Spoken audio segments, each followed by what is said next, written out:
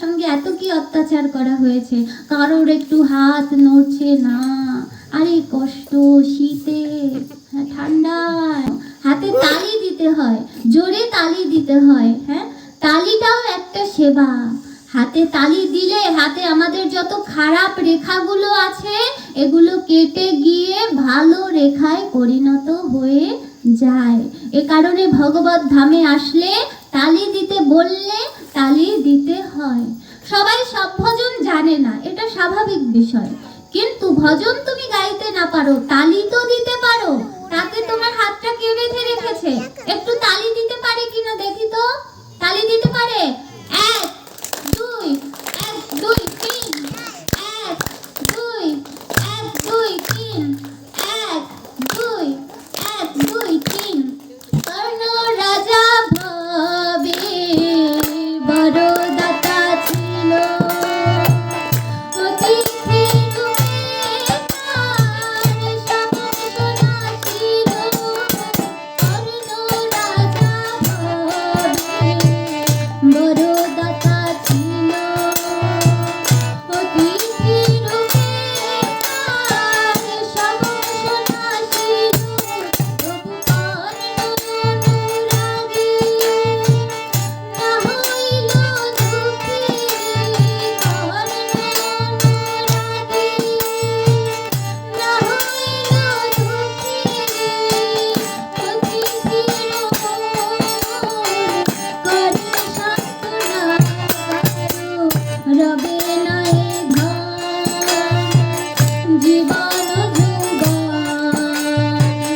তবে কেন মন এত বাসনা কারো, রবে না এ ধন। রামের ভক্ত লক্ষ্মণ ছিল সর্বকালে, সতী সে হারিল তাহার মুখস্থলে। রামের ভক্ত লক্ষ্মণ ছিল সর্বকালে, সতী সে হারিল তাহার মুখস্থলে। তবু রামচন্দ্রের প্রতি না হইল সুখী, রামচন্দ্রের প্রতি লক্ষ্মণ না হইল দুঃখী। করুণার মন বিবেচনা কারো, রবে না এ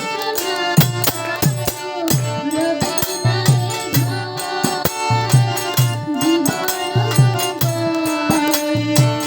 তবে কেন মন এত বাসনা কারো, রবে না এ ধন জীবন যৌবন। তবে কেন মন এত বাসনা কারো, রবে না এ ধন। আমাদের কোনো কিছু রইবে না। একদিন আমরা এই পৃথিবী ছেড়ে, এই ভববন্ধন ছেড়ে চলে যাব, কিন্তু আমরা ভব মায়া ছাড়তে পারি না দেখে আমাদের বারবার ফিরে আসতে হয়। বাঁধনটা ঠিকই ছিঁড়ে যায়, কিন্তু মায়াটা আমরা ছাড়তে পারি না।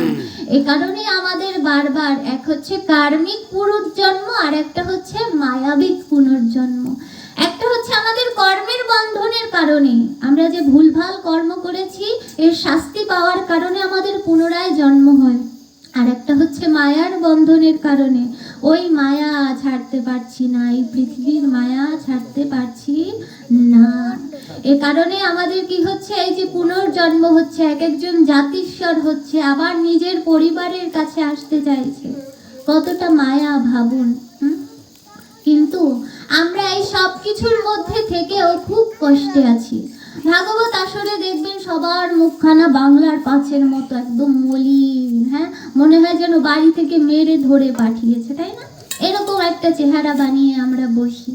এটাই হচ্ছে আমাদের এই সংসারের আসল রূপ, যে আমরা সবাই এরকম বাংলার পাঁচের মুখ করেই থাকতে হবে। এটা দুঃখের আলয়, এখানে আমরা হাসি মুখ করে সব সময় বসে থাকতে পারবো না।